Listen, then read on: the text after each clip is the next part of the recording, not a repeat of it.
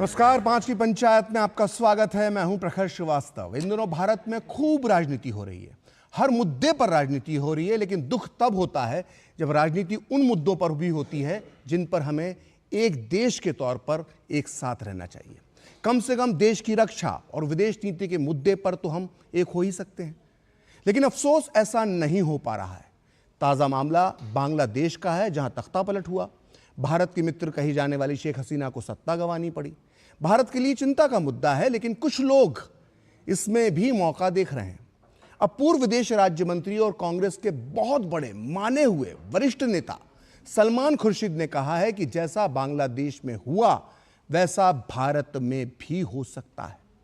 आखिर सलमान खुर्शीद जैसा व्यक्ति, जिसे विदेश नीति का जानकार माना जाता है, जो पूर्व विदेश राज्य मंत्री रह चुका है, आखिर क्या वो बांग्लादेश की तरह भारत में भी अराजकता, हिंसा, लोकतंत्र की हत्या, संविधान को ताक पर रख देने जैसे कर्मों को हवा देना चाहते हैं? सलमान खुर्शीद ने यह विवादित बयान एक पुस्तक के विमोचन के अवसर पर दिया, और इस पुस्तक का बड़ा दिलचस्प नाम है। इस पुस्तक का नाम है Shikwa-e Hind, the political future of Indian Muslims. यानी भारत के मुसलमानों का क्या भविष्य है। सलमान खुर्शीद जैसे लोगों को भारत के मुसलमानों की भविष्य की चिंता तो है, लेकिन हैरत की बात है कि इन्हें बांग्लादेश के हिंदुओं के फ्यूचर की कोई चिंता नहीं है, जो इस वक्त अंधकारमय नजर आ रहा है। बात सिर्फ सलमान खुर्शीद की नहीं है, और भी बहुत से नेता हैं जो मौका देखकर चौका लगा रहे हैं।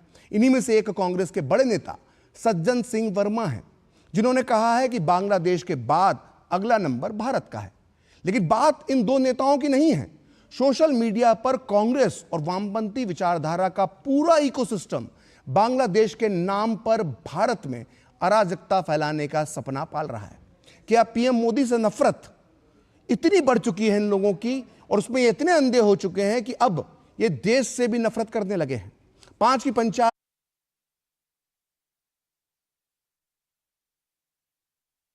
जो आज बयान दिया है, उसे लेकर क्या क्रिया प्रतिक्रिया, वाद प्रतिवाद सामने आए।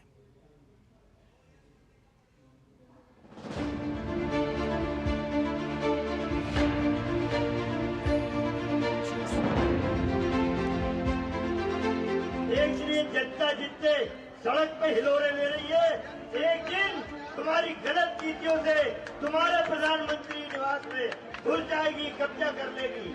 अभी श्रीलंका में हुआ, पहले श्रीलंका में जनता प्रधानमंत्री के घर में घुस गई, अब बांग्लादेश में घुसिया भारत का नंबर है।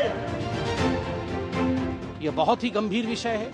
जब भारत के चारों तरफ बाकी देशों में इस प्रकार की परिस्थिति देखने को मिल रहा है, कांग्रेस पार्टी जो देश का आज मुख्य विपक्ष है, वह भी यही चाह रही है। अभी भी कांग्रेस के नेताओं के अंदर वो आपातकाल की आत्मा घूम रही है। अब कांग्रेस के नेताओं के लिए पाकिस्तान में, बांग्लादेश में सेना द्वारा तख्ता पलटने वाले लोग आदर्श बन गए, उनको फॉलो कर रहे हैं। दुर्भाग्यपूर्ण है। उन्होंने कहा कि भारत भी हो सकता है। भूले नहीं, ये भारत है, गणतंत्र की जननी है, लोकतंत्र की सबसे बड़ी ताकत है। ये थ्रेट ना दें। मैं तो कभी नहीं चाहूंगा कि यहाँ वैसे हालात हो, लेकिन ये सच्चाई है। अगर कोई भी सरकार समय पर न चेते तो विरोध भयानक भी हो सकता है। जो लोग इस तरह के क्राइसिस में कम्युनल, क्रिमिनल, कॉन्स्पिरेसी के कंपटीशन में लग जाते हैं, उनको एक बात समझना चाहिए कि संकट में आप कंटक बनने की कोशिश मत करो, आपदा में अपना पॉलिटिकल अवसर मत ढूंढो। इस तरह की जो भाषा बोलने वाले लोग हैं, वो तानाशाही तो एक ही बार आया है देश में।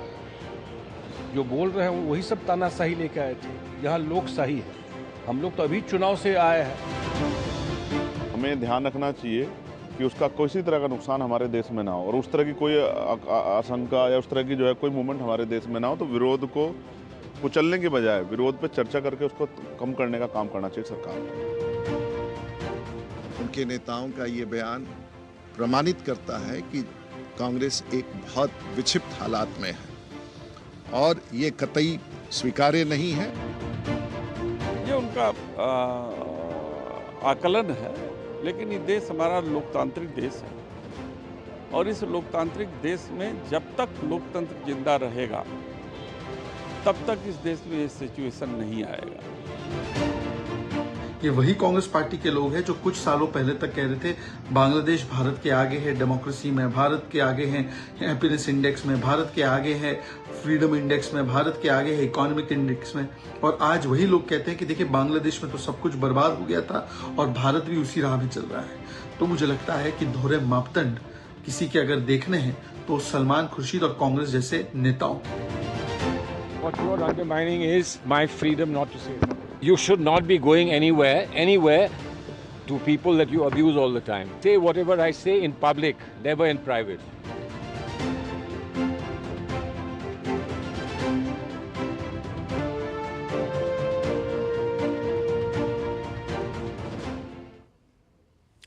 तो सलमान खुर्शीद के बयान से कांग्रेस ने किनारा कर लिया है, लेकिन ऐसा कोई पहली बार नहीं हुआ। हमने देखा कि 2024 के जो चुनाव के दौरान भी सैम पित्रोदा ने जिस तरह के बयान दिए थे तो कांग्रेस ने उनके ऊपर एक्शन लेते हुए किनारा किया पहले और फिर उन्हें पद से हटा दिया, लेकिन जैसे चुनाव कंप्लीट हुए वापस उन्हें पद पर दे दिया गया। तो ये कांग्रेस का पुराना तरीका रहा है, चाहे सलमान खुर्शीद हो, चाहे सज्जन सिंह वर्मा हो, चाहे मणिशंकर अय्यर हो या सैम पित्रोदा हो, इस तरह के बयान सामने आते रहते हैं और ये सब वरिष्ठ नेता हैं। और इसीलिए आज 5 की पंचायत में हमने विषय रखा है कि बांग्लादेश के नाम पर कांग्रेसी इकोसिस्टम काम पर। और इस पर चर्चा करने के लिए मेरे साथ खास मेहमानों का खास पैनल जुड़ चुका है।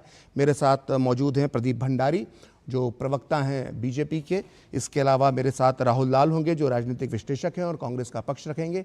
वहीं मेरे साथ विनोद बंसल होंगे जो वरिष्ठ नेता हैं बीएचपी के और साथ में प्रवक्ता भी हैं।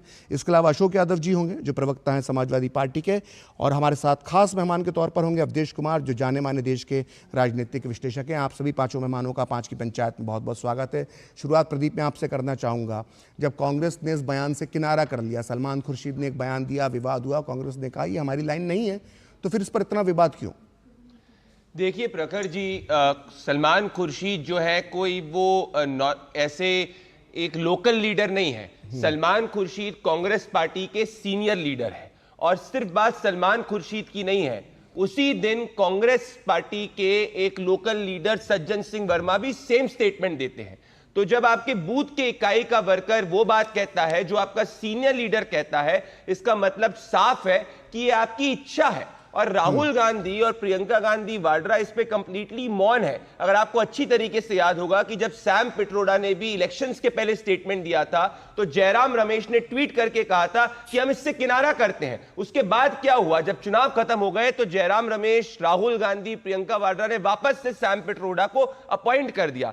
मैं ये कहना चाह रहा हूं प्रखर जी कि एक और बात बहुत गौर करने वाली है। आज ही के दिन मीडिया रिपोर्ट्स के हिसाब से पाकिस्तानी हाई कमिश्नर ने कुछ मैंगो के कार्टन्स भेजे, और किसको भेजे? ऑपोजिशन के एमपीज में, पर्टिकुलरली राहुल गांधी और शशि थरूर को भेजे। तो क्या ये सिर्फ कोइंसिडेंस है प्रखर जी? और बड़ी बात यह है कि कांग्रेस पार्टी और पाकिस्तान का नेक्सस जो है वो कोई नया नेक्सस नहीं है, पुराना नेक्सस है। जब 26/11 का हमला हुआ था तो कांग्रेस पार्टी के सीनियर लीडर दिग्विजय सिंह क्या कह रहे थे? ये आरएसएस की साजिश है। आपको अच्छी तरीके से याद होगा कि जब जेएनयू के अंदर टुकड़े टुकड़े नारे लगे थे तो उस वक्त कांग्रेस पार्टी के शीर्ष नेता उस नारे को बैक करने गए थे। तो कांग्रेस पार्टी का ट्रेडिशन रहा है कि सेपरेटिज्म, अलगाववाद की सोच को वो नॉर्मलाइज करना चाहती है, और इस पर राहुल गांधी और प्रियंका वाड्रा का कंप्लीट स्वीकृति है। तभी जाके बांग्लादेश के ऊपर वो ऐसी इच्छा कर रहे हो। प्रखर जी 15 सेकंड लूंगा। बांग्लादेश जैसे हालात मतलब क्या? मतलब वो ये क्या चाह रहे हैं कि देश के अंदर लोग सड़कों पे आए,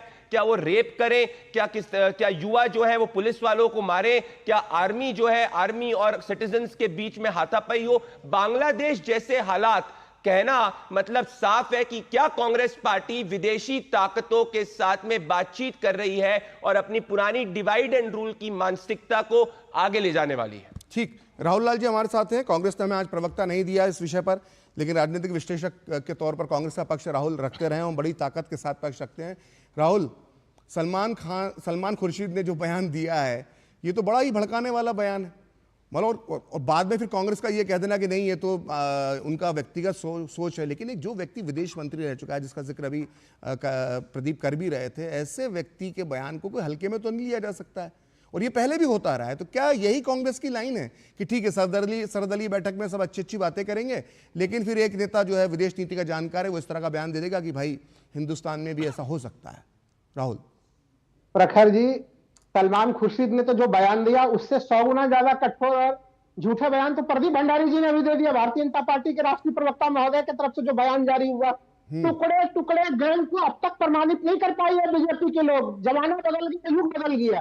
फर्जी पूरा का पूरा वीडियो था, चैनल के द्वारा फर्जी ढंग से चला था। तो उसी फर्जी मामले को भारतीय जनता पार्टी, जो कि दुनिया की सबसे बड़ी लोकतांत्रिक पार्टी होने का दावा करता है, यहाँ पे देखिए कितना बड़ा तथ्यात्मक झूठ एक राष्ट्रीय चैनल पे रखा गया। नंबर 1। नंबर 2, अब मैं आता हूँ पूरे घटनाक्रम को लेके जी। सलमान खुर्शीद ने क्या कहा? भाई सलमान खुर्शीद का बयान तो था, बिल्कुल उनका बयान तो बड़ा 100% सही रियल बयान है। राहुल गांधी जो कि लीडर ऑफ अपोजिशन के नेता है, सर्वदलीय बैठक में उन्होंने जो बयान दिया उस बयान का कोई मायने नहीं है। तो ये जो परिस्थितियां कि राहुल गांधी के बयान को हम रियल बयान नहीं मानेंगे और सलमान खुर्शीद के बयान को हम रियल बयान मानेंगे, ये कहां की मानसिकता वाली स्थिति है? और अगर सलमान खुर्शीद का बयान इतना अगर देश विरोधी वाला बयान है, देश को तोड़ने वाला बयान है, तो फिर भारतीय जनता पार्टी की तमाम एजेंसियां कहां बैठी हुई है? ये तो राष्ट्र सुरक्षा का मामला है। एक्शन तो कांग्रेस भी ले सकते हैं, एक्शन तो कांग्रेस पार्टी भी ले सकती है। राहुल गांधी भी उन्हें बाहर का रास्ता दिखा सकते हैं कि अगर मेरी लाइन या मेरी पार्टी की लाइन ये है तो इस लाइन से अलग क्यों बोल रहे हैं? शुरुआत तो आपकी पार्टी की तरफ से होना चाहिए ना। प्रखर जी, आज के समय में कांग्रेस को कौन सा बड़ा पद और ओहदा संभाल रहे हैं, हमें बता दीजिए। हमें तो नहीं ज्ञात है कि वो उनको अभी उत्तर प्रदेश में चुनाव हुए जहां पे इंडिया अलायंस का इतना शानदार वहां पे चुनाव परिणाम भी आए। क्या वो चुनाव के मैदान में थे, चुनाव लड़ाने वाले में शामिल थे? हमें तो वो कहीं पर भी दूर दूर तक कांग्रेस पार्टी में किसी सक्रिय भूमिका में नजर नहीं आ रहे। कांग्रेस पार्टी ने पहले ही कर दिया कि वो उनका व्यक्तिगत बयान है। दिक्कत यही है ना कि आपकी पुरानी मॉडस ऑपरेंडी यही है कि सेम पित्रोदा बयान दे देते हैं, बोल देते हैं जयराम रमेश, जो प्रदीप कह रहे थे कि भाई ये तो उनका बयान है, पद से हटा दिया जाता है और जैसे चुनाव खत्म होते हैं पद पर फिर से बहाली हो जाती है। तो ये कब तक चलेगा? और राहुल गांधी की जो आपने बात की है, तो राहुल गांधी खुद पार्लियामेंट में खड़े होकर कहते थे कि इस देश में आग लग जाएगी, इस देश के अंदर जो है दंगे हो जाएंगे, प्रधानमंत्री के ऊपर हमला हो सकता है, इस तरह की बातें भी कही। ये सब आरोप भी आज बीजेपी ने लगाए हैं, उनका क्या? बिल्कुल सही प्रश्न मैं दे रहा हूं उस सवाल का। और यही वजह है कि कुछ लोग अब राहुल गांधी को कैरिस्विन मैन कहने लगे हैं। देखिए, ये तमाम चीजें हो सकती थी प्रखर जी अगर राहुल गांधी और कांग्रेस मैदान में ना होती। भारतीय लोकतंत्र जो आज इतनी अक्षुण्ण और मजबूत है, उसके लिए कांग्रेस पार्टी ने कितनी कुर्बानियां दी है वो ये पूरा देश जानता। चाहे फ्रीडम मूवमेंट को आप देख लीजिए, महात्मा गांधी के नेतृत्व में कितना शांतिपूर्ण अहिंसक आंदोलन चले, और राहुल गांधी के साथ उस अहिंसक आंदोलन में बंटवारा होता है जिसमें 40 लाख लोग मर जाते हैं। अब देखिए उसके लिए कौन लोग जिम्मेदार है, वो तो फिर एक अलग सा पूरा मामला खुल जाएगा प्रखर। और जो मरे थे वही पूर्वी पाकिस्तान जो आज बांग्लादेश है। खैर वर्तमान पे आइए, मैं एक लाइन में खाली कह दूं कि 7 सितंबर 2022 से राहुल गांधी ने जो भारत जोड़ो यात्रा की थी उसके माध्यम से ये देश जुड़ा हुआ है। नहीं तो यहाँ तो भारतीय जनता पार्टी है, जो दूसरे अलग अलग अनुषंगिक संगठन है, यहाँ पे बैठे हुए हैं। विश्व हिंदू परिषद के विनोद बंसल जी बैठे हुए, इन्होंने इस देश को तोड़ने में कोई कमी नहीं रखी थी। आपको याद होगा प्रखर जी कि यही दिल्ली राजधानी, राष्ट्रीय राजधानी प्रदेश दिल्ली, सीधे सीधे दिल्ली में दंगे होते हैं और गृह मंत्री जी उसमें एक दूसरे खेमे के तमाम लोगों को अपराधी घोषित कर देते हैं। तो कौन देश को तोड़ रहा है, कौन जोड़ रहा है? और मैं प्रदीप जी को केवल एक ही लाइन कहूंगा कि वो कल के विदेश मंत्री जी के बयान को सुन ले। बांग्लादेश में काफी कुछ समूह, विदेश मंत्री के अनुसार काफी कुछ समूह के लोग ऐसे भी हैं जो हिंदुओं की रक्षा के लिए पूरा जान प्राण लगाए हुए हैं। अच्छा, हिंदुओं की रक्षा किससे कर रहे हैं? वो जो तस्वीरें आ रही हैं वो हिंदुओं की रक्षा कर किससे रहे, ये तो बता दीजिए। यही तो मैं समझ पा रहा। तो फिर विदेश मंत्री मतलब आपको मतलब ये बड़ा ही गैर जिम्मेदाराना बयान दे रहे हैं राहुल लाल कि जो बांग्लादेश की कुछ तस्वीरें, जो प्रोपेगेंडा फैलाया जा रहा है उसमें कुछ लोग अगर मंदिर बचाने के लिए खड़े हो गए तो मंदिर बचाने के लिए किससे खड़े हुए हैं? उस मंदिर पर हमला करने वाला कौन है जिससे उन्हें डर था? जमायते इस्लामी बांग्लादेश का भी 1 घंटे पहले बयान आ गया राहुल लाल, जिसमें उन्होंने मान लिया है कि हिंदुओं पर हमले हुए हैं। किस तरह की बात कर रहे हैं? यहां पर बांग्लादेश के कट्टरपंथियों का जो एजेंडा है, उनका इकोसिस्टम है, उसकी वकालत करने के लिए यहां पर बैठे हैं आप राहुल लाल।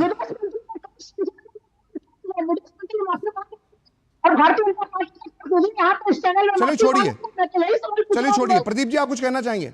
देखिए, मैं ये कहना चाहता हूं प्रखर जी कि राजनीति के अंदर कोई सलमान खुर्शीद ने अपने घर में अपने रिश्तेदारों के साथ में ड्राइंग रूम टेबल पे बयान नहीं दिया है। ये एक सार्वजनिक बयान है और कोई भी नेता जब सार्वजनिक बयान देता है तो उसका वो व्यक्तिगत बयान नहीं होता। ये कांग्रेस पार्टी की रणनीति है। सलमान खुर्शीद से बयान दिलवाओ, अपने वोट बैंक को स्थापित करो, वोट बैंक को इंडिकेट करो, उसके बाद जाके उसको डिनाई करो, पर ऑलरेडी जो है वो आग जल चुकी है। Point number 1। ये महात्मा गांधी की बात कर रहे थे प्रखर जी। महात्मा गांधी तो कांग्रेस पार्टी को कंप्लीटली फिनिश करवाना चाहते थे, कहना चाहते थे कि Congress party has no logic of existence after independence. तो फिर महात्मा गांधी की उस बात को मान लीजिए। पॉइंट नंबर 2, राहुल लाल जी आप जब बोले मैंने शांतिपूर्वक सुना, आप भी शांतिपूर्वक सुनिए। कांग्रेस पार्टी नहीं है, डीडी न्यूज का दफ्तर है, यहां पे सबके विचारों को सुना जाता है। ध्यान से आराम से सुनिए। Point number 2।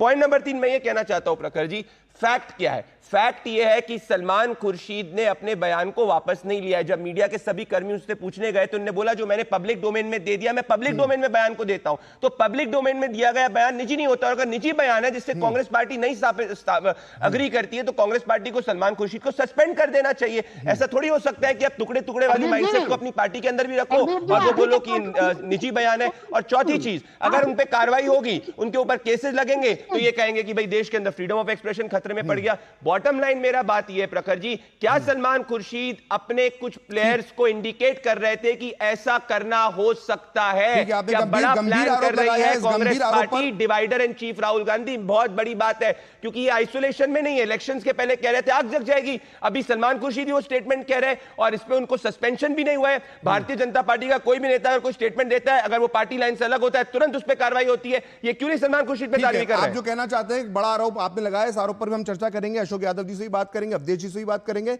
और विनोद बंसल से भी बात करेंगे, लेकिन पहले लेते हैं एक छोटा सा ब्रेक।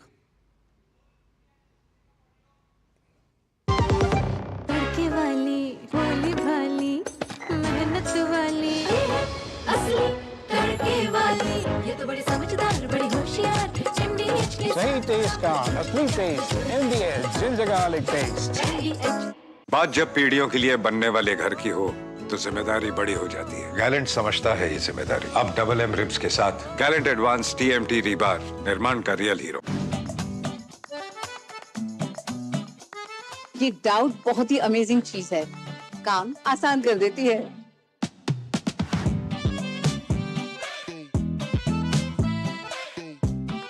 अब जिस पे भी डाउट है वो तो ऑटोमेटिकली आउट है।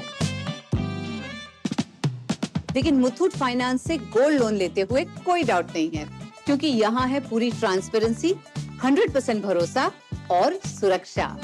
तभी तो मुथूट फाइनेंस है भरोसा इंडिया का।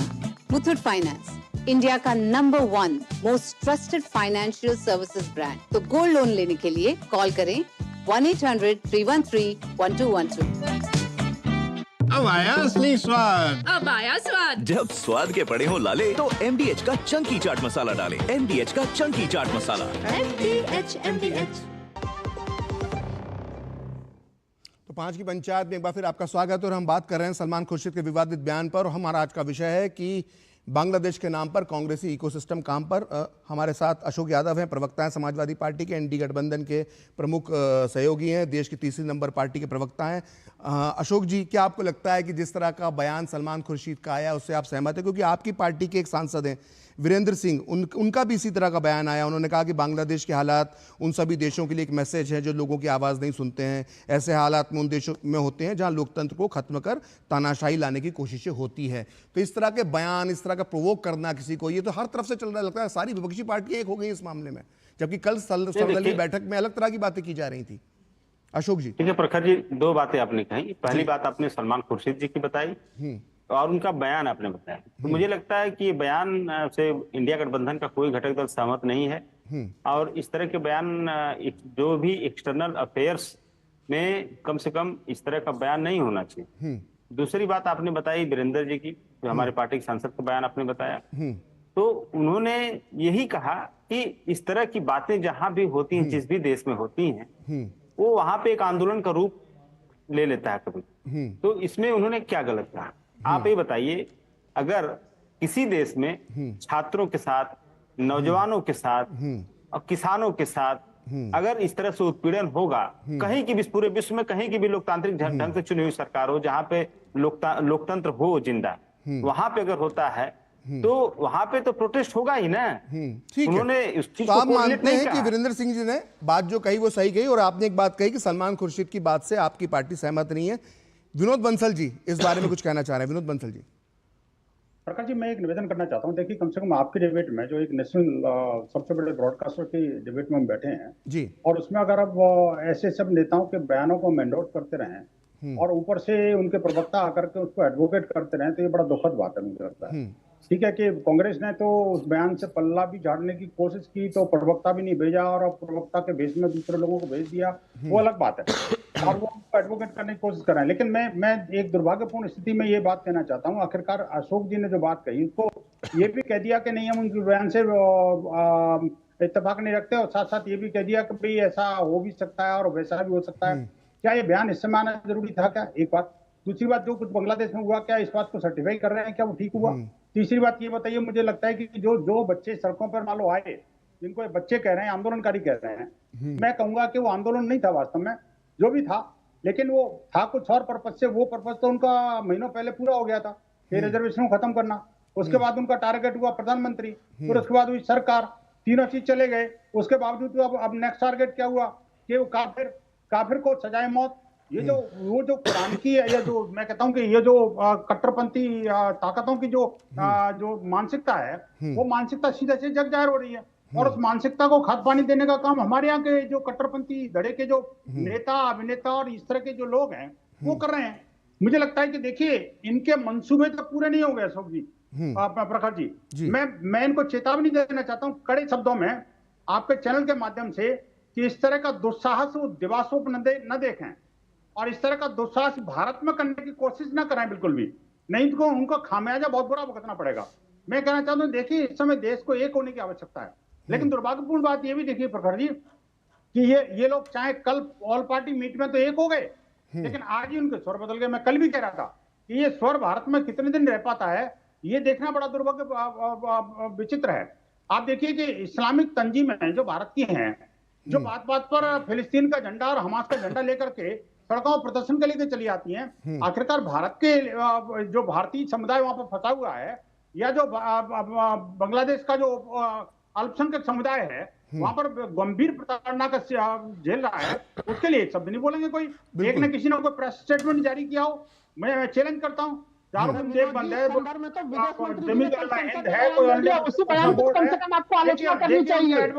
एडवोकेट आ गए, देखो बीच में मैं नहीं बोला था, लेकिन उनके एडवोकेट आ गए, जिहादियों के एडवोकेट। राहुल जी, जब आप बोलते हैं तो बीच में कोई नहीं बोलता, लेकिन जब आप दूसरे बोल रहे हो तो बीच में रोका टोकी करते हैं, ठीक बात नहीं। राहुल जी इस तरह से डिरेल नहीं करेंगे बहस का। राहुल जी शांत हो जाइए। राहुल जी, अधिकार है भाई। राहुल जी ऐसी क्या बात है, इतना क्यों बोल रहे हो यार? आतंकवादियों के लिए इतने पैरोकारी करोगे क्या? अरे भाई मैं तो कह रहा हूं, मैं तो आपके समर्थन में बोल रहा हूं। राजनीतिक विश्लेषक हैं, कम से कम मर्यादा में तो रहो ना। या तो आप सीधे मैं कांग्रेस का प्रवक्ता हूं, आप बोलिए ना मैं समाजवादी पार्टी का प्रवक्ता हूं, या मैं जिहादियों का प्रवक्ता हूं, या बांग्लादेश का प्रवक्ता हूं, तो मैं समझ लेगा। आप जो बोलोगे ठीक है, लेकिन अगर आप राजनीतिक विश्लेषक के रूप में बोल रहे तो मैं स्वीकार नहीं करूंगा आपकी बात को। मैं सीधे ये कहना चाहता हूं प्रखर जी, मैं पुनः आग्रह कर रहा हूं। देखिए, बांग्लादेश की स्थिति बड़ी विचित्र है। हमारा जो एक अभिन्न मित्र है, हम उसको मित्रता रखना चाहते हैं, क्योंकि बांग्लादेश की संस्कृति और उसका विकास भारत के विकास से सीधे जुड़ा हुआ है। सरकार कोई भी बोले, हमारे रिश्ते समाप्त नहीं हो बांग्लादेश में। अरे राहुल जी, जरूरी है कि हर बात में बीच में टोकना है आपको? अब एक सवाल आ रहा हूं ना मैं आपके पास। कोई व्यक्ति अपनी बात कर रहा है, कहने दीजिए उसको अपनी बात। ये आपकी बड़ी बुरी आदत है, इसको सुधार लीजिए। ये आदमी है क्या? मैं शब्दों का प्रयोग नहीं कर सकता ऐसी बात जो ये। विनोद जी, आप जारी रखिए अपनी बात।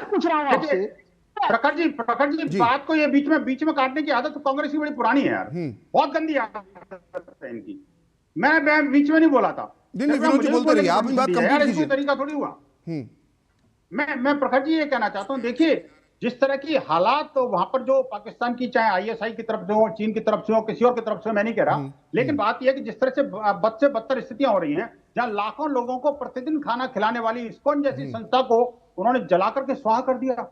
वहां के हमारे काली मंदिर के पुजारी को मार करके कि बांग्लादेश में ऐसी स्थिति आ कैसे गई, भारतीय एजेंसियां क्या कर रही थी, भारत सरकार एक मिनट राहुल जी, आप चुप हो जाइए। विनोद जी ने अपनी बात कह दी है। कार्यक्रम हमारा देरी से शुरू हुआ है, अवधेश जी को बहुत समय हो गया सुनते हुए, और मैं उम्मीद करूंगा कि अवधेश जी को अपनी पूरी बात कहने देंगे। राहुल लाल जी हमेशा की तरह किसी को बीच में डिस्टर्ब नहीं करेंगे। एक मिनट रुक जाइए राहुल लाल जी, अवधेश जी के पास में जा रहा हूं। अवधेश जी, जो विनोद जी ने जो बात कही, बड़ी महत्वपूर्ण बात कही है कि जो अभी हम बात कर रहे थे वो अपनी जगह पर है। सलमान खुर्शीद का बयान है, निंदनीय बयान है, कांग्रेस ने पल्ला झाड़ा, ये एक राजनीति हो सकती है। लेकिन एक महत्वपूर्ण बात निकलकर सामने आती है कि जो लोग फिलिस्तीन के मामले में save Gaza, all eyes on Gaza जो पोस्टर लहराते हैं, जो पूरा इकोसिस्टम जो फिलिस्तीन के पक्ष में आवाज उठाने के लिए लग जाता है, हमास को जो शेल्टर देता है एक तरह से, वो जब बांग्लादेश के हिंदुओं की बात आती है तो उस पर क्यों बयान नहीं आते? क्यों पूरा एक इकोसिस्टम, आप देख रहे होंगे सोशल मीडिया पे कि पूरा एक इकोसिस्टम जो है वो बांग्लादेश में जो हमले हो रहे हैं हिंदुओं के ऊपर, उसको बचाने में जुटा हुआ है। देखिए ऐसा है कि पहले तो सलमान खुर्शीद जी ने जो बोला है जी, वो विदेश मंत्री रहे, उनको पता होना चाहिए कि बांग्लादेश में क्या हुआ है। उसको जब करेंगे तो आपको चीजें स्पष्ट हो जाएगी। देखिए सत्ता बांग्लादेश में बदली है, लेकिन भारत की विचारधारा, भारतीय विदेश नीति की विचारधारा और भारत की पिछले 50-52 वर्षों में किए गए परिश्रम को नेस्त नाबूद करने वाला ये परिवर्तन हुआ।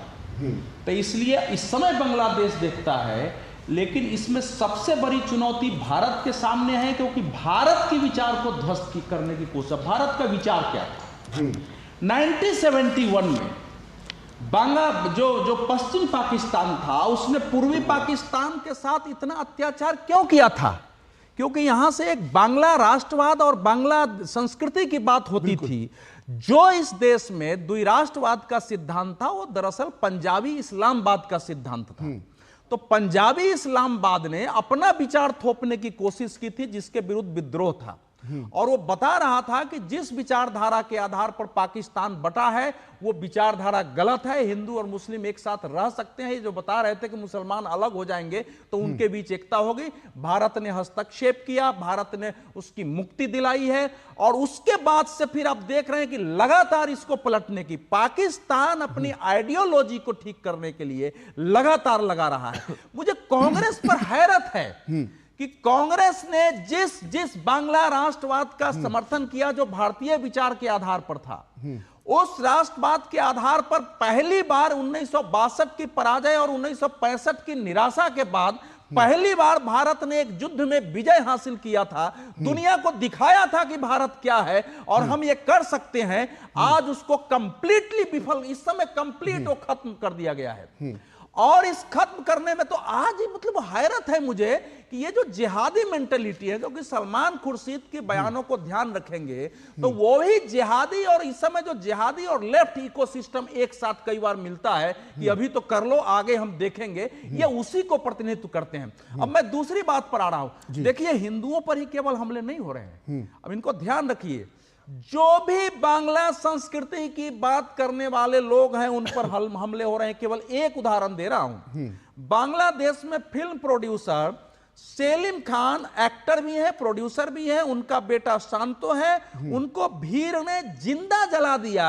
वो बांग्ला फिल्में निर्माण करते थे, बांग्ला ये टॉलीगंज से जुड़ के काम कर रहे थे। तो ये केवल इतना ही नहीं हो रहा है कि केवल हिंदुओं पर हमला हो रहा है। 1971 में जो कुछ भी बदला गया है उसको कंप्लीट खत्म करने की कोशिश हुई है। सेकंड बात पर अब आई, इसलिए देश को जानना जरूरी है। अभी जो खबर आई है कि 16 अक्टूबर 2023 को अमेरिका की उप विदेश मंत्री आफरीन अख्तर ने वहां के विदेश मंत्री मसूद बिन मोमेन के साथ मुलाकात की थी और कहा था कि अमेरिका शेख हसीना को चाहता है कि वो अपने पद से हटें।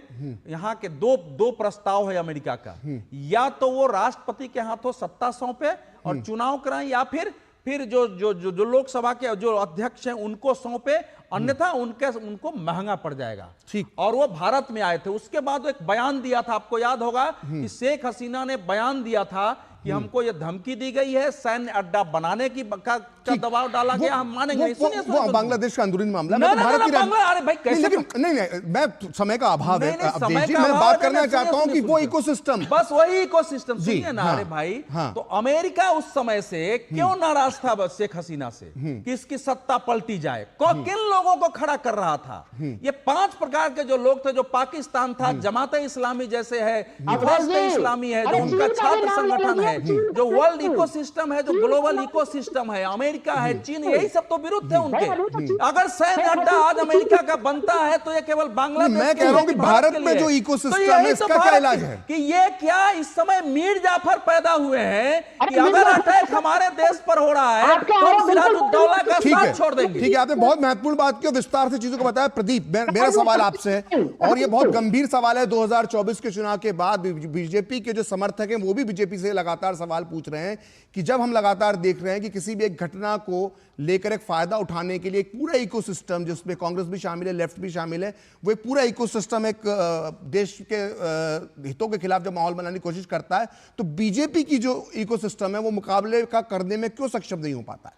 देखिए प्रखर जी, मैं ये कहना चाहता हूं कि आज प्रधानमंत्री नरेंद्र मोदी जी की सरकार है और ये आप भी बहुत अच्छी तरीके से जानते हैं और देश भी ने भी देखा है कि जब भी राष्ट्रहित के कदम लेने की बारी आती है, प्रधानमंत्री नरेंद्र मोदी की सरकार हमेशा राष्ट्रहित के अंदर कदम लेती है। हमने देखा है कि सर्जिकल स्ट्राइक भी हुई है, हमने देखा है कि किस तरीके से जितने भी एंटी नेशनल गतिविधियां हुआ करती थी जेएनयू के अंदर और अलग अलग कैंपसेस के अंदर, उन सब पे लगाम लग चुकी है। एक समय हुआ करता था इस देश में कि जब अफजल के लिए नारे लगाए जाते थे, आज इस देश में लाल चौक पर तिरंगा फहराया जा रहा है। तो जितने भी ये इकोसिस्टम्स हैं, फेक फैक्ट चेकर्स हैं, जिनको भी पॉलिटिकल पेट्रोनेज मिलती है, जो भी इलीगल एक्टिविटी करेगा इस देश में, जो भी भारत के खिलाफ कॉन्स्पिरेसी करेगा, उस पर कार्रवाई होगी। मैं एक बड़ी बात प्रदीप जी, ऐसा है कब कीजिएगा वो कार्रवाई, कब होगी प्रदीप जी वो देश कार्रवाई? महसूस करता है उसकी कोई ये सुबह 3 प्रकार कार्रवाई होगी। भारतीय जनता पार्टी नहीं, ये पूरा जो राष्ट्रवादी इकोसिस्टम है वो बिल्कुल विफल है, कमजोर जैसा दिखाई दे रहा है।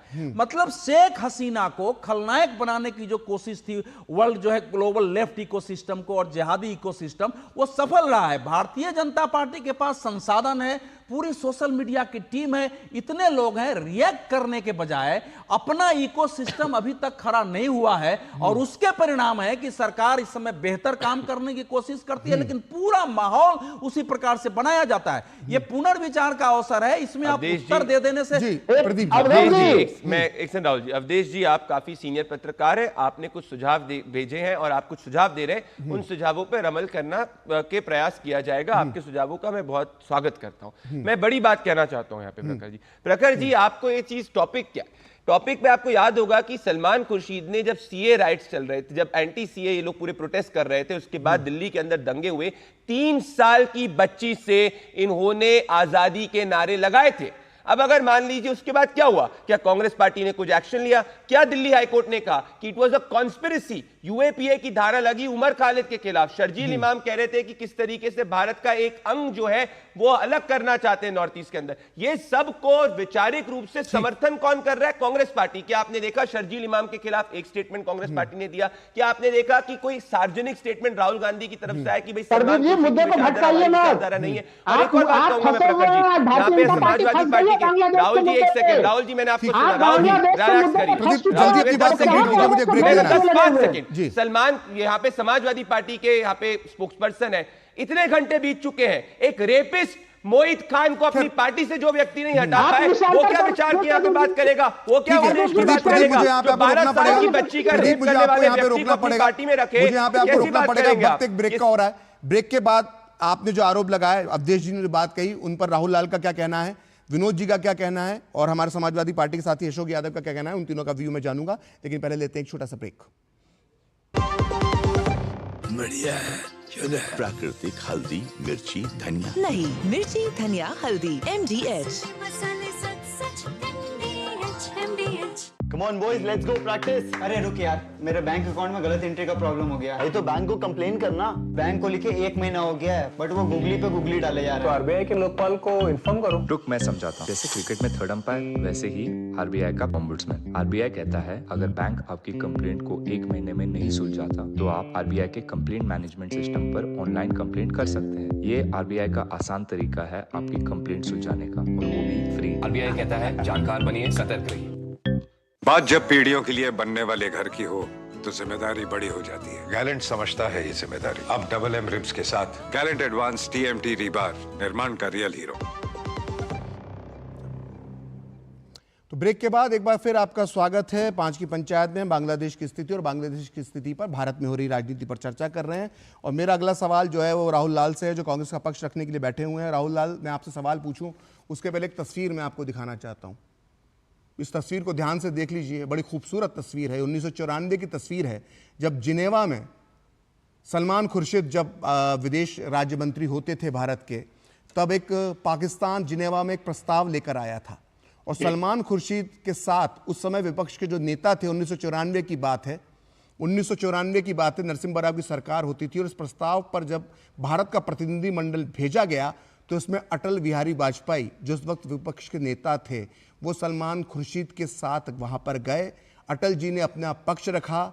सलमान खुर्शीद उस समय विदेश राज्य मंत्री थे और उसके बाद पाकिस्तान का जो नापाक प्रस्ताव कश्मीर को लेकर था वो गिर गया। और ये तस्वीर उसकी गवाही देती है, जिनेवा की तस्वीर, जिसमें सलमान खुर्शीद और अटल बिहारी वाजपेयी साथ नजर आ रहे हैं। लेकिन दुख की बात है कि आज वही सलमान खुर्शीद जो हैं वो इस तरह के बयान दे रहे हैं जो भारत की विदेश नीति से मेल नहीं खाते हैं, बल्कि पड़ोसी देशों में के अंदर, भारत जो पड़ोसी देशों के अंदर जो सब हो रहा है उसको भारत के अंदर दोहराना चाहते हैं। और मुझे याद है कि जब अटल बिहारी वाजपेयी से देश के एक बहुत बड़े पत्रकार रजत शर्मा ने इस किस्से के बारे में पूछा था, तो अटल बिहारी वाजपेयी ने कहा था कि हम देश के अंदर अलग अलग हो सकते हैं, लेकिन दुश्मन के सामने हम एक और एक 11 हैं। तो आज कांग्रेस, मेरा सवाल आपसे है राहुल लाल, तो आज कांग्रेस दुश्मन के सामने 1 और 1 11 क्यों नहीं हो सकती है? कांग्रेस बिल्कुल दुश्मन के सामने में 1 और 1 11 ही है। अभी जो अवधेश जी सलाह दे रहे थे कि भाई कांग्रेस ने कैसे इकोसिस्टम खराब किया, मेरे सवाल का जवाब दीजिए। मैंने 1994 की घटना बताई। मैंने कहा कि सलमान खुर्शीद जब विदेश राज्य मंत्री थे तब विपक्ष के नेता अटल बिहारी वाजपेयी पाकिस्तान के खिलाफ उनके साथ जिनेवा गए। तो यह इस वक्त क्यों नहीं हो सकता है?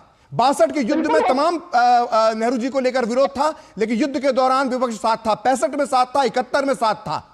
लेकिन ये क्यों होता है जब बीजेपी का शासन होता है तब कांग्रेस 1 और 1 11 नहीं करना चाहती दुश्मनों के सामने? कांग्रेस बिल्कुल, देखिए यही तो मैं कह रहा हूं कि कांग्रेस बिल्कुल मिली हुई है। अगर आप सलमान खुर्शीद को कह रहे हैं, सलमान खुर्शीद कांग्रेस में है, लेकिन भारतीय जनता पार्टी के स्लीपर सेल की तरह है। कांग्रेस तो हमेशा से देश विरोधियों के साथ मिली रहती है। वो कभी चीन के साथ जाते हैं, तो विदेश में जाकर के भारत को नकारते हैं। ये कांग्रेस के मिले हुएपन का ही तो नतीजा है। वो कांग्रेस विदेशियों के साथ में, देश के दुश्मनों के साथ 1 पे 11 हो जाती है। राहुल को बोलने दीजिए, राहुल को बोलने दीजिए। हाँ राहुल, दुनिया भारत की तरफ देख रही है। थोड़ा धीरे बोलेंगे तो शायद आवाज क्लियर आएगी आपकी। आपकी कुछ ऑडियो में प्रॉब्लम है, थोड़ा धीरे धीरे बोलेंगे तो आवाज क्लियर आएगी। जी राहुल, सच्चाई हो तो धीरे से। मैं कह रहा हूँ कि इस समय पूरी दुनिया भारत को बहुत गंभीरता के साथ देख रही है। 1971 में इस तरह से इंदिरा गांधी ने अपना बल और प्रयोग तमाम तरह की चीजें दिखाई थी, वही समय अभी है। तो क्या भारत फिर से उसी रूप में दिखाएगा? भारत अपने विश्व गुरु वाले छवि को प्रदर्शित करेगा बांग्लादेश के संदर्भ में? क्योंकि सर्जिकल स्ट्राइक और मामला उससे आगे बढ़ने के स्तर के ऊपर है। ठीक, प्रदीप, विनोद जी मैं आपके पास आ रहा हूं। प्रदीप कुछ कहना चाह रहे हैं। प्रदीप। प्रखर जी, 2 बात कहूंगा, सिर्फ 20 सेकंड लूंगा। माइनॉरिटीज की बात करने वाली कांग्रेस पार्टी ने अभी तक बांग्लादेश के अंदर माइनॉरिटीज पे ऊपर हो रहे जघन्य अपराधों पे एक भी स्टेटमेंट नहीं दिया है। क्यों? क्योंकि वहां पे माइनॉरिटीज हिंदू, बौद्ध, सिख है। और दूसरी बात, डेमोक्रेसी की जो बात कर रहे हैं, सलमान खुर्शीद का जो बयान है, ये वीडियो है राहुल गांधी का, प्रखर जी, जब वो बाहर के मुल्कों से कह रहे थे कि हिंदुस्तान की डेमोक्रेसी के अंदर किस तरीके से बाहर के देशों को देखना चाहिए। तो मेरा सवाल यह है कि कांग्रेस पार्टी का बड़ा मास्टर प्लान क्या है? Divider and chief Rahul Gandhi का मास्टर प्लान क्या है? ये पहली बार नहीं है कि किसी ने कहा है कि किसी भारत के अंदर स्थिति बांग्लादेश जैसे हो जानी चाहिए। राहुल गांधी यूरोपियन नेशंस को कह रहे थे कि भारत की डेमोक्रेसी को देखिए। ये सब इंटरलिंक्ड है। डिवाइड एंड रूल कांग्रेस की पुरानी मानसिकता रही है, ये आप भी जानते हैं, देश की जनता भी जानती है। ठीक, चलिए विनोद जी आपके पास मैं आता हूं। लगातार जो आरोप लग रहे हैं कि आप,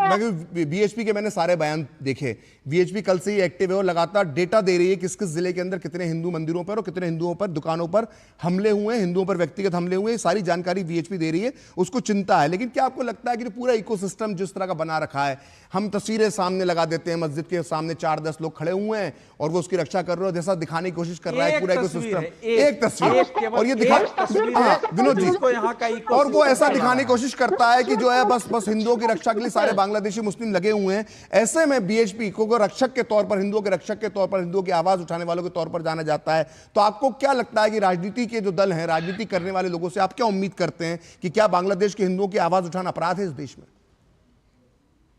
प्रकाश जी देखिए, राजनीतिक दल कुछ भी करें, लेकिन मुझे लगता है कि अंततोगत्ता उनको भी समझना पड़ेगा कि आखिरकार हम भी हिंदू हैं।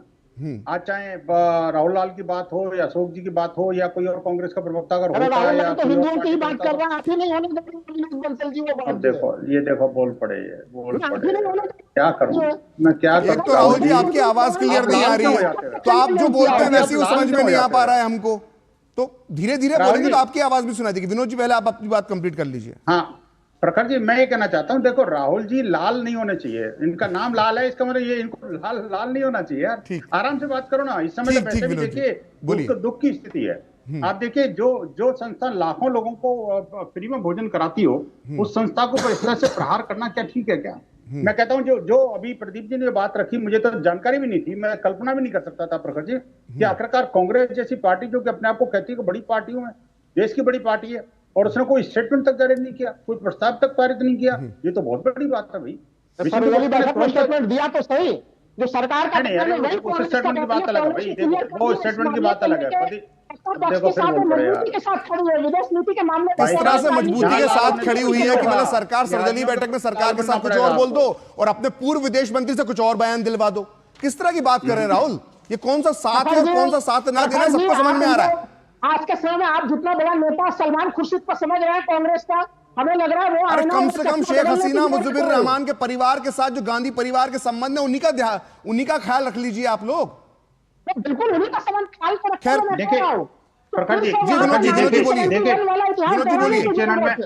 टीवी चैनल में जोर जोर से चिल्ला करके बोलने वाला व्यक्ति जो है ना जी, वो ये नहीं कह सकता कि मैं तथ्य और सत्य के साथ खड़ा हूं। अगर तथ्य और सत्य के साथ खड़ोगे तो आपको आराम से बात करने पर भी बात आपको उतनी समझ में आएगी। मैं कहना चाहता हूं, देखिए राहुल लाल एक विद्वान व्यक्ति हैं, समझदार व्यक्ति हैं, पढ़े लिखे भी लगते हैं मेरे को, पर समझ में नहीं आता ये आपा क्यों खो जाते हैं जब कांग्रेस की बात आती है तो आखिरकार ये लाल और आग बुबला क्यों हो जाते हैं। मैं कहना चाहता हूं, देखिए आपका दर्द वो भी होना चाहिए मेरे भाई कि जब भारत के उन अभिन्न हिस्सों में जो भारत का कभी हिस्सा था, उन हिस्सों में भारतीय जो 32% था आज 8% से भी कम रह गया। भाई कहां गया वो? धरती निकल गई या आकाश उड़ा के ले गया? आखिरकार कहां गए भाई? कभी तो कुछ बोलो यार। Next target will be you Rahul Lal, don't forget it. अरे भाई इसलिए तो मैं कह रहा हूं भाई साहब, राहुल जी हमारे मंदिरों को अधिकृत करने का काम किसने किया? कांग्रेस ने किया। और आखिरकार वक्फ जैसी संस्था बना करके उनको असीमित अधिकार देने का काम किसने किया? जिहादियों को उकसाने का काम किसने किया? अतिवादियों को प्रोत्साहन देने का काम किसने किया?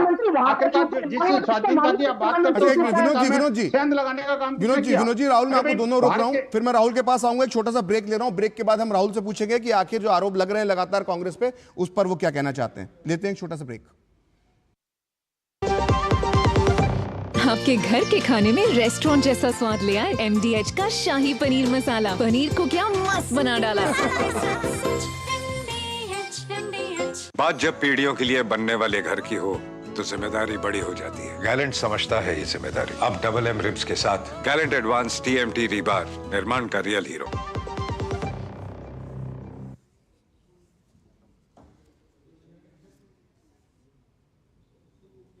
तो ब्रेक के बाद एक बार फिर आपका स्वागत है और हम 5 की पंचायत में चर्चा कर रहे हैं बांग्लादेश की स्थिति पे। राहुल लाल एक बार में अपनी बात बोल लीजिए और संक्षेप में बोलिए, समय कम हो रहा है, और स्पष्ट शब्दों में बोलिएगा और थोड़ा धीरे धीरे बोलिएगा। प्रखर जी मैं एक ही चीज कह रहा हूं विदेश नीति के मामले में सत्ता पक्ष और कांग्रेस दोनों के नीति में कोई अंतर नहीं है। विशेषकर कल के सर्वदलीय बैठक के बाद से ये शामिल हो चुका है। भारतीय जनता पार्टी खुद बांग्लादेश के मामले को सही ढंग से डील नहीं कर पाई। ये उनके विदेश नीति की विफलता है। बस ठीक है, आप जो कहना चाहते थे और आपने जाते जाते अपने आखिरी शब्दों के अंदर राजनीति कर ली। प्रदीप, मैं आपको भी अवधेश जी एक कंक्लूडिंग रिमार्क। राहुल लाल को हमने इतना साफ मौका दिया साफ बोलने का, उन्होंने 2 लाइन अच्छी बातें करी और तीसरी लाइन में कह दिया कि बीजेपी इसको हैंडल नहीं कर पाई, मोदी सरकार राहुल लाल पर प्रतिक्रिया देने की बजाय देखिए जो कुछ सलमान खुर्शीद ने कहा है, असल में इस समय के कांग्रेस का और बाकी का वही आइडियोलॉजी है, वही इकोसिस्टम है। ये सलमान खुर्शीद का वक्तव्य कंप्लीट भारत विरोधी है। बांग्लादेश की घटना भारत विरोधी है। पाकिस्तान शक्तिशाली होकर आया है। तो क्या सलमान खुर्शीद चाहते हैं कि हमारे देश में इस प्रकार की घटना हो? कांग्रेस को स्पष्ट करना पड़ेगा कि केवल सलमान खुर्शीद के बयान से हम सहमत नहीं है, वो बात नहीं है। कांग्रेस ने 1971 में जो किया, सलमान खुर्शीद का बयान उसके विरुद्ध है। बिल्कुल। तो क्या आज की कांग्रेस इंदिरा गांधी और बाकी की नीतियों से बदली हुई दुनिया के ग्लोबल लेफ्ट जो इकोसिस्टम का पार्ट बना हुआ है और वो भारत विरोध में किसी सीमा तक जा सकता है? अब राहुल लाल पर मैं जानता हूं आप आगे बहुत सारी बातें कह सकते हैं, प्रदीप भी अपनी बात कह सकते हैं, लेकिन मुझे इस बहस को यहीं विराम देना होगा। समय का अभाव है। आप पांचों मेहमान 5वीं पंचायत में जुड़े, आप सभी का बहुत बहुत धन्यवाद।